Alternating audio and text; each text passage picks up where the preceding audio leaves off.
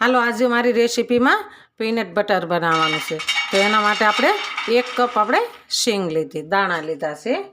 તો આપણે આને શેકી લેવાના છે અને ફોતરા ઉખડે એવા આપણે શેકવાના છે। આપણે પીનટ બટર બનાવવા માટે આપણે સરસ શેકવાના છે। શેકીને આપણે ફોતરા ઉખડી નાખવાના છે। આપણે શીંગ શેકાઈ ગઈ છે તો આપણે એને ઉતારી લેવાની છે। આપણે ઉતારીને એને કરવા દેવાની છે। તો આપણે ગેસને બંધ કરી દઈશું। આપણે શિંગદાણા શેકીને એકદમ ફોતરા ઉખડી લીધા છે।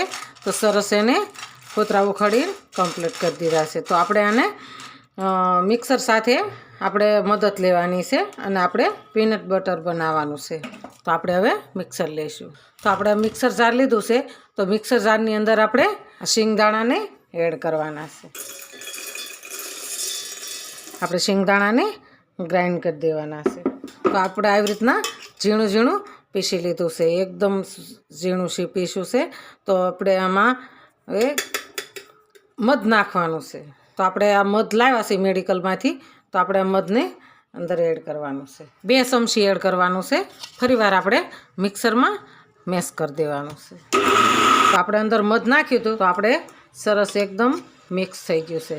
તો આપણે હવે આને આમાં તલનું તેલ લેવાનું છે। તલનું તેલ આપણે અંદર એડ કરવાનું છે। એ 3 ચમચી જેટલું એડ કર્યું છે। આપણે તેલમાં પ્રોટીનમાં ભરપૂર હોય છે એટલે આપણે તલના તેલનો ઉપયોગ કર્યો। આપણું પીનટ બટર સરસ તૈયાર છે, એકદમ મસ્ત બની ગયું છે। તો આમાં પ્રોટીન માત્ર ભરપૂર મળે છે। તો આપણે આને એક મહિના સુધી હાલે છે, આને કશું થતું નથી।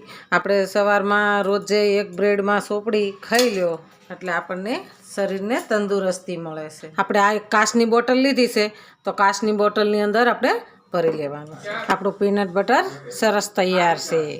તો આપણે આ બોટલમાં ભરી લીધું, ભરીને આપણે સરસ ઢાંકીને મૂકી દઈશું।